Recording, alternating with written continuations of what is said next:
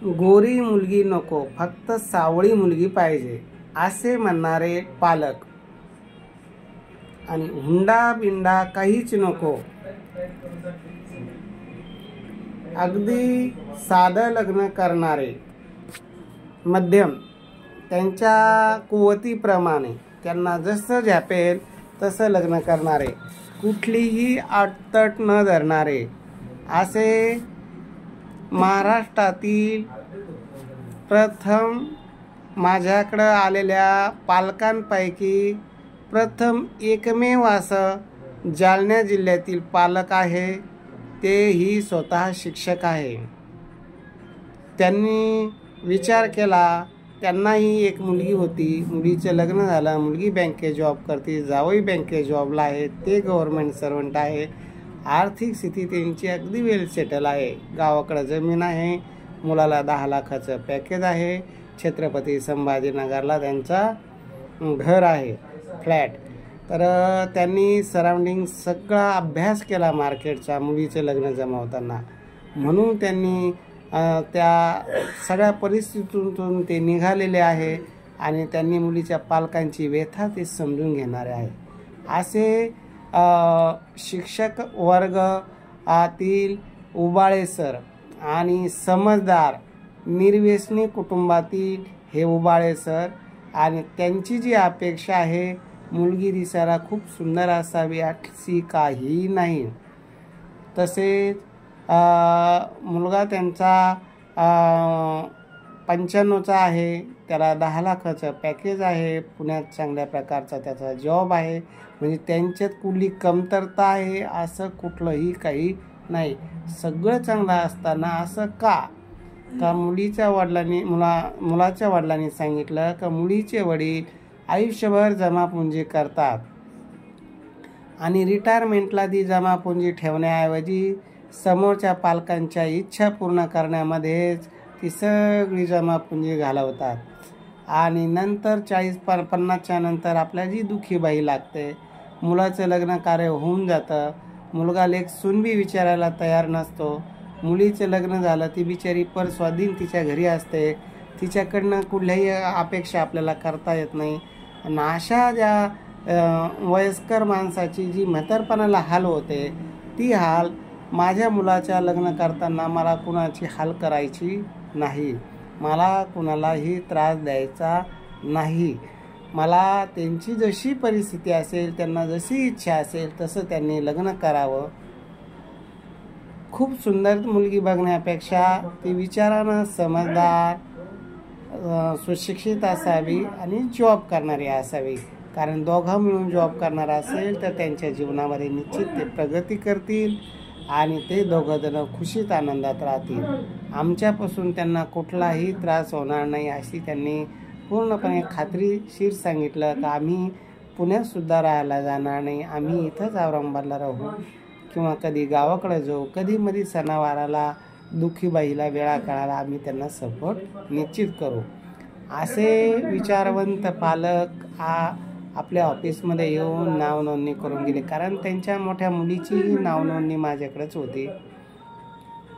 त्यांनी माझ्याकडे बरेच पालकांच्या व्यथा बघितल्या, त्यांना कळवळा आला का ते म्हणे मुलीचे लग्न करताना ते आपल्या हातात नव्हतं, समोरच्या व्यक्तीनुसार आपल्याला करावं होतं, पण आता मुलाचं लग्न करताना ते आपल्या हातात आहे। समाजाला कितीही लग्नाला समाज बोलवला तो खाऊन जाणार, नाव ठेवूनच जाणार। आमदाराचं लग्न असू का खासदाराचं लग्न असू, लोक येतील, पोटभर जेवण करतील, बाहेर जाताना म्हणतील वाढेकरी कमीच पडले होते, जरा मीठ कमीच होतं किंवा खूपच गर्दी झाली त्याच्यामुळं मला गुलाबजांबू घेता आले नाही, म्हणजे असे नाव ठेवणारा हा समाज आहे। आणि त्या समाजाचं तुम्ही कितीही पुढं जरी केलं तरी तुमच्याकडून पूर्णपणे समाधानकारक उत्तर असं या समाजाच्या माध्यमातून मिळत नाही। म्हणून त्यांनी समाजाला एक मार्गदर्शनपर म्हणावं किंवा स्वतःपासूनच आपली जर सुधारणा केली आपल्या पाठीमागोमाग कोणीतरी अजून दुसरेही पालक अशाच पद्धतीनं करतील अशी त्यांची इच्छा आहे।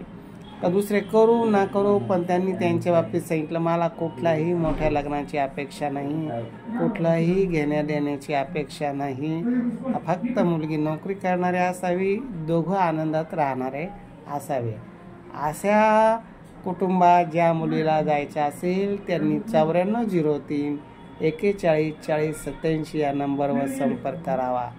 कारण मुलगी सुखात आनंदातच राहील, कारण त्यांच्यापासून कुठलाही प्रकारचा त्रास होणार नाही अशी ती फॅमिली आहे.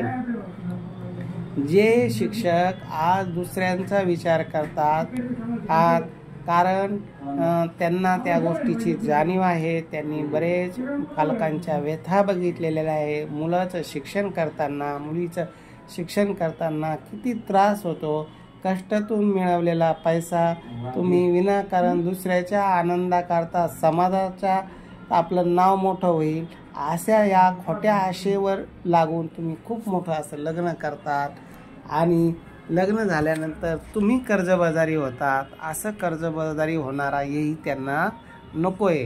हां, त्याची खरोखर कुवत असेल, त्याची परिस्थिती असेल, त्यांना हौस असेल ते अवश्य करा, पण जर कुवत नसताना दुसऱ्याचं समाधान, मुलगा खुश झाला पाहिजे, त्यांची फॅमिली आनंदित झाली पाहिजे म्हणून जर तुम्ही मोठं लग्न करत असेल तर ते लग्न त्यांना मान्य नाही. असे विचारवंत जर पालक आपल्या नोंदणीला आले तर बऱ्याच मुलीवाल्यांच्या ज्या अडीअडचणीचे प्रश्न आहे ते निश्चित सुटतील. आता हे ओबाळे सर जालना जिल्ह्यातील, मला वाटतं मंठा, कोणता तालुका आहे किशोर? हां, जालना जिल्ह्यातील त्यांचं वाईजवळ कोणतं गाव आहे आणि खूप चांगले विचारवंत शिक्षक आहेत. अशा विचारवंताची सून ज्यांना व्हायचं असेल त्यांनी शांग्रीला कॉम्प्लेक्स, समर्थनगर, कार्तिक हॉटेलजवळ आमचं ऑफिस आहे, छत्रपती संभाजीनगरला, आणि आमचा संपर्क नंबर आहे 9403 41 40 87.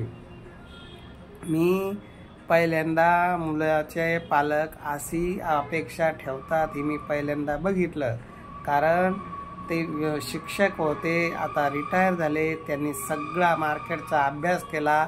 त्यांनी मला क्लिअर सांगितलं, साहेब सोनवणे साहेब, समाजाला कितीही मोठं लग्न करा ते खाऊन जातील, नंतर नावच ठेवतील. एक तरी व्यक्ती असा भेटेल तो नाव ठेवणारा, मग तुम्ही कुणाचं समाधान करणार का? नाही करू शकत. मग कशासाठी हा खटाटोप? समाजाचा विचार न करता स्वतःचा विचार करा, आपल्या बायको मुलांचा विचार करा, त्या कुटुंबाचा विचार करा. जो येही आपला झालेला आहे, त्याच्या घरात आलेलं संकट किंवा त्याच्या घरात आलेलं दुःख ते आपल्यालाच निवारावं लागतं, एकमेकांना आपल्याला सपोर्ट करावा लागतो.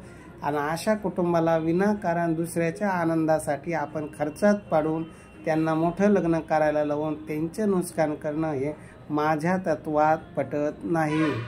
म्हणून मला मोठं लग्नाची कुठलीही अपेक्षा नाही. हां, त्यांच्याकडे खूप काही पैसा असेल, त्यांना आनंदाचे करा वाटत असेल तो त्यांचा भाग, पण माझ्या आनंदासाठी, माझ्या मुलाच्या आनंदासाठी कर्जबाजारी होऊन कुठलाही लग्न करणारा येही मला नको आहे.